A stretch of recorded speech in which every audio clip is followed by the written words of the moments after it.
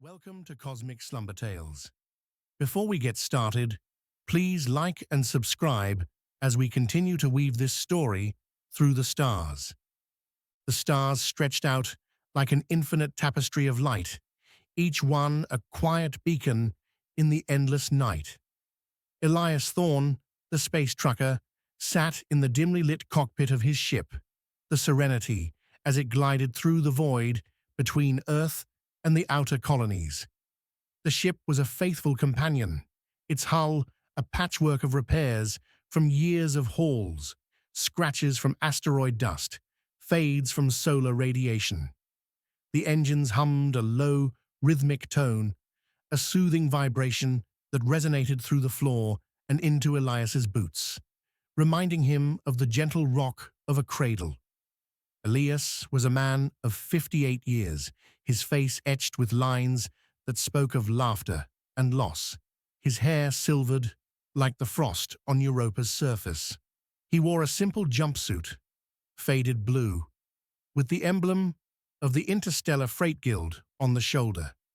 Around his neck hung a small locket containing a holographic image of his daughter, Lena, the only family he had left. The cockpit was his domain, filled with the soft glow of monitors displaying star charts, cargo manifests, and the occasional message from distant stations. The air recycled with a faint scent of ozone and synthetic pine, a comfort setting he had programmed to evoke memories of Earth's forests, though he hadn't walked among trees in decades. As the Serenity cut through the darkness, Elias's mind turned to the philosophy that had become his anchor, Stoicism. It had started during a long delay in the asteroid belt, when a mechanical failure had left him adrift for days. In that silence, he had discovered the writings of Marcus Aurelius, Epictetus, and Seneca, downloaded to his tablet from an old Earth archive. Their words were like stars, distant yet guiding. You have power over your mind, not outside events, Aurelius had written. Realize this, and you will find strength. Elias leaned back in his chair, the leather creaking softly, and gazed out the viewport. A nebula loomed in the distance, a vast cloud of gas and dust illuminated by newborn stars, its colors shifting from deep purple to soft pink, like a dream painted on the canvas of space. The sight was calming, a reminder that the universe operated on its own timeline, indifferent to human hurries. He breathed deeply, feeling the air fill his lungs, and let his thoughts flow like the solar wind. The journey was routine, hauling crates of medical supplies and hydroponic equipment from Earth's orbital factories to the mining outposts on Ceres. It would take several days, with stops for refueling and checks. Elias appreciated the monotony. It allowed time for reflection. He thought of his younger self, the eager trucker who raged against delays and storms. Back then, a missed deadline felt like a personal failure. Now he understood the Stoic dichotomy. Some things are up to us, like our efforts and attitudes. Others, like cosmic weather or mechanical quirks, are not. A soft chime from the console drew his attention. Incoming transmission, Aura announced, her voice smooth and unintrusive, like a whisper from a friend. Elias tapped the screen and Lena's face appeared, her smile warm despite the light lag. Hey, Dad. Just wanted to say hi. The kids are asleep, but they asked about you again. Jax wants to know if you've seen any aliens lately. She laughed, a sound that bridged the millions of kilometers. Stay safe out there. Love you. The message ended, and Elias felt a gentle wave of emotion. Not the crashing tide of grief he once knew, but a quiet ripple. Lena lived on Mars with her family, building a life he had never quite managed. His wife, Clara, had passed years ago from a radiation leak during a haul. The pain had been sharp then, but Stoicism had taught him to accept it. Seneca's words echoed, "Life is long if you know how to use it." Elias had used his by focusing on virtue, being reliable, kind, present in the moment. He composed a reply. "No aliens today, but the stars are putting on a show. Tell Jax to dream big. Love you all." Sent, it would arrive in hours, a thread connecting their worlds. The ship continued its path, the nebula growing larger, its tendrils reaching out like fingers of mist. Elias adjusted the lighting to a warmer hue, mimicking a sunset, and prepared a meal from the galley, a packet of rehydrated stew with herbs, eaten slowly at the small table. The flavors were simple, but he savored each bite, practicing gratitude for the nourishment. "The happiness of your life depends upon the quality of your thoughts," Aurelius said. Elias's thoughts were of peace now, the stew a small joy in the vastness. As night cycle engaged, the cockpit darkened, stars becoming the only light. Elias lay in his bunk, the mattress conforming to his body, and listened to the ship's heartbeat, the hum of life support, the occasional ping of sensors. Sleep came slowly, his mind wandering to Stoic exercises. He visualized the view from above, himself as a speck in the cosmos, his worries insignificant against the backdrop of eternity. It was calming, this perspective, like floating in zero gravity. The next day, the Serenity entered the nebula's outer edges. Gas clouds enveloped the ship, diffusing the starlight into a soft glow. Elias monitored the instruments, ensuring the shields held against the charged particles. A minor fluctuation in power, a common occurrence in such fields, prompted him to run diagnostics. His movements were deliberate, no haste, just methodical checks. The issue resolved with a recalibration, and he felt a sense of accomplishment, not pride, but the quiet satisfaction of doing what was in his power. Outside, the nebula was a wonder, swirling eddies of color, like oil on water, with bursts of light from embedded stars. It evoked Epictetus's teaching. Don't explain your philosophy, embody it. Elias embodied it by observing without judgment, letting the beauty wash over him. The ship glided through, the journey a meditation in motion. Hours blended into one another, the routine a comforting rhythm. Checks, meals, reflections. Elias read from his tablet, Seneca's letter on the shortness of life. It is not that we have a short time to live, but that we waste a lot of it. He vowed not to waste this haul, using the time to cultivate inner tranquility. Approaching Ceres, the asteroid's rocky surface came into view, pocked with craters and mining installations. Docking was smooth, the station's arms extending to secure the ship. Elias unloaded the cargo with the help of drones, exchanging greetings with the miners, brief, warm conversations about weather on Earth or the latest colony news. Refueled, the Serenity departed for the return trip. Elias watched Ceres recede, a grey orb in the blackness. The return was quieter, the hold lighter, his mind fuller. He contemplated the Stoic virtue of wisdom, understanding the nature of things, accepting change as the only constant. As the ship accelerated, Elias felt a profound calm. The stars, the philosophy, the journey, they wove together into a tapestry of peace. Sleep stories like this one, of a trucker finding serenity in the stars, were his own bedtime tale, lulling him into rest as the cosmos carried on.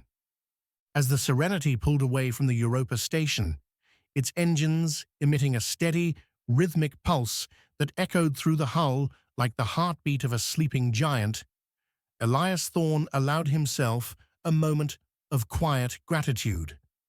The resupply had been uneventful, drones whirring efficiently as they transferred crates of fresh water condensates and nutrient packs into the hold. The station's automated systems handling the exchange with the precision of a well-oiled clock. Now, with the gas giant Jupiter receding in the rear viewport, a swirling orb of banded clouds and eternal storms, Elias felt the vastness of space envelop him once more. The stars ahead twinkled with unhurried patience, a cosmic invitation to continue his inward voyage. He returned to the cockpit, settling into his chair with the familiar creak of worn synthetic leather. The console glowed softly, displaying the updated course, a long arc back toward the inner system, skirting the asteroid belt once again, before aligning for the final leg to Earth's orbital depots. Aura's voice, ever gentle, confirmed the trajectory. Course locked, Captain. Estimated transit time, 24 hours at current velocity. No anomalies detected. Thank you, Aura, Elias replied, his tone warm but subdued. He dimmed the interior lights further, casting the space in a soothing twilight blue, and activated the ambient soundscape once more. Subtle waves of cosmic static blended with the faint chime of distant quasars, recorded from deep space probes. It was like listening to the universe breathe, slow and eternal, a balm for the soul amid the isolation. With the ship on autopilot, Elias's thoughts drifted back to the Stoic principles that had reshaped his life. He recalled a passage from Marcus Aurelius. The happiness of your life depends upon the quality of your thoughts. Therefore guard accordingly and take care that you entertain no notions unsuitable to virtue and reasonable nature. Out here, thoughts were his constant companions, more real than the cargo in the hold or the metal walls around him. He guarded them now, steering away from the reefs of regret and toward the calm harbors of acceptance. The Serenity glided onward, the asteroid belt approaching like a scattered field of ancient stones, each one a silent sentinel from the solar system's birth. Elias watched as a cluster of smaller rocks tumbled lazily in the distance, their surfaces glinting under the faint sunlight. One, larger than the rest, rotated slowly, revealing craters that resembled the wrinkles on an old friend's face, testaments to endurance through countless collisions. It reminded him of Epictetus's wisdom. Don't demand that things happen as you wish, but wish that they happen as they do happen, and you will go on well.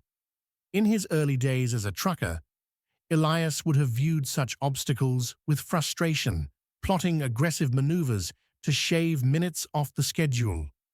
Now, he adjusted the shields with a few measured taps on the console, allowing the ship to weave through the field at a leisurely pace. The proximity sensors hummed softly, a reassuring chorus, and he felt no urgency, only a profound sense of alignment with the natural flow. The rocks passed by like old acquaintances, harmless in their indifference.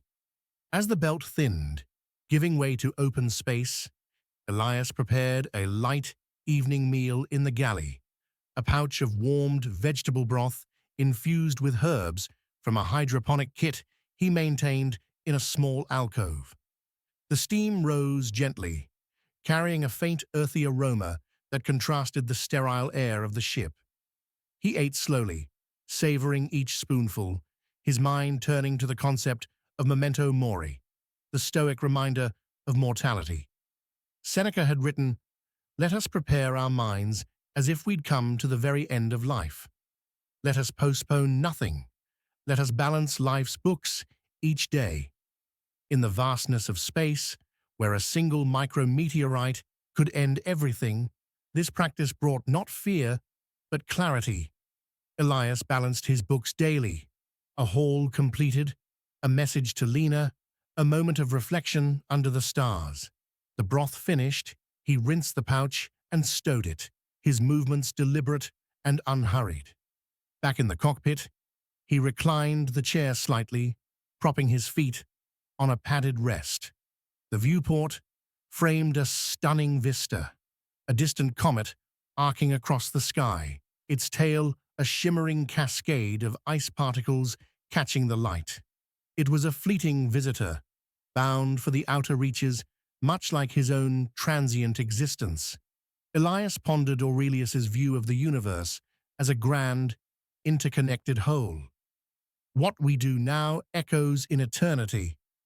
His halls echoed too, supplies sustaining colonies, enabling families like Lena's to thrive. It was enough. Virtue lay in the doing, not the acclaim. A soft, alert pinged, an incoming solar wind advisory from the guild network. Elias reviewed it calmly. A mild flare from the sun, nothing that the shields couldn't handle. He reinforced the hull polarity with a routine command, feeling the subtle shift in the ship's electromagnetic field. In years past, such warnings might have stirred anxiety, visions of disrupted comms or delayed arrivals. Now, he accepted them as part of the cosmic dance, adjusting what he could and releasing the rest. Freedom is the only worthy goal in life, Epictetus taught. It is won by disregarding things that lie beyond our control. The flare would pass, as all things did. As the night deepened, Elias dimmed the sounds to a whisper, allowing the natural hum of the Serenity to take center stage. He lay back fully, closing his eyes, and visualized his breath as a gentle current, flowing in and out like the tides on some distant ocean world. Memories surfaced softly. Clara's laughter during their first shared haul, Lena's tiny hand gripping his finger as a child. These were treasures, not chains. He held them lightly, grateful for their light in his life. The ship continued its serene path, engines purring like a contented cat. Elias drifted toward sleep, his final thought a quiet affirmation from Seneca. As is a tale, so is life. Not how long it is, but how good it is what matters. In this moment, his tale was good, calm, purposeful, woven into the fabric of the stars. But the journey was far from over. As Elias slumbered, the Serenity encountered an unexpected anomaly, a faint distress beacon from a derelict probe, adrift in the void. The signal was weak, a ghostly echo from decades past, perhaps a relic from the early Mars missions. Aura roused him gently. "Captain, unidentified signal detected. No immediate threat." Elias stirred, rubbing his eyes, and sat up. The console displayed the probe's location. A small, spinning cylinder, its solar panels tattered like old sails. Curiosity stirred within him, tempered by caution. Stoicism encouraged prudence. Act wisely, not impulsively. He plotted an intercept course, a minor detour that would add only hours to the trip. "Let's see what stories it holds," he murmured, approaching the probe. The Serenity's floodlights illuminated its weathered form. Elias suited up in the airlock, the EVA gear fitting like a second skin, and tethered himself for a short spacewalk. The void embraced him as he floated out, the stars a breathtaking panorama overhead. No fear gripped him. Instead, a sense of wonder. "The universe is transformation," Aurelius had said. This probe, once a pioneer, was now transformed into a silent artifact. He attached a data link, downloading logs that flickered across his helmet display, mission data from the 22nd century, scans of Martian soil, faded images of red dunes under a pink sky. It was a time capsule, a reminder of humanity's enduring curiosity. Elias felt a kinship. The probe had fulfilled its duty, just as he fulfilled his. With the data secured, he released it back to its drift, watching it recede into the darkness. Back aboard, he archived the files, perhaps to share with Lena someday. The detour complete, the Serenity resumed course, the incident a gentle ripple in the calm sea of his hall. Elias returned to his bunk, the experience adding depth to his reflections. Life's surprises were not disruptions, but opportunities for growth, accepted with equanimity. As the inner system drew nearer, Earth's blue marble appearing as a distant speck, Elias contemplated the end of this leg. Home orbits awaited, repairs, rest, reconnection. But the true home was within, the Stoic mind, resilient and at peace. The hum of the engines lulled him once more, the stars whispering promises of journeys yet to come. In this endless cycle of departure and return, Elias found his serenity, a space trucker navigating not just the cosmos, but the quiet expanses of the soul. As the Serenity pressed onward, the inner system gradually coming into sharper focus with Earth's orbital lights twinkling like a cluster of fireflies against the void, Elias Thorne felt a deeper layer of introspection unfold within him. The encounter with the derelict probe had stirred something profound, a tangible echo of Stoicism's core tenets, reminding him that all things in the universe, from mighty gas giants to forgotten human artifacts, were subject to the inexorable flow of time and change. He settled back into his chair, the cockpit's ambient glow casting soft shadows that danced like whispers across the consoles, and allowed his mind to delve further into the philosophy that had become his guiding star. Stoicism, he mused, was not merely a shield against adversity, but a lens through which to view the entirety of existence. Marcus Aurelius, that emperor-philosopher from Earth's ancient past, had penned in his Meditations a reflection that resonated deeply now. Everything that happens, happens as it should, and if you observe carefully, you will find this to be so. Elias pondered this as he watched a faint meteor streak across the viewport, a brief flare of light, born from cosmic dust ignited by friction, vanishing as quickly as it appeared. Wasn't life much the same? A momentary spark in the grand expanse, shaped by forces beyond control, yet beautiful in its transience. He had once resisted this truth, clinging to illusions of mastery over his halls, his losses, his loneliness. But acceptance had brought freedom. By observing events without the distortion of desire or aversion, he found harmony even in the unpredictability of space.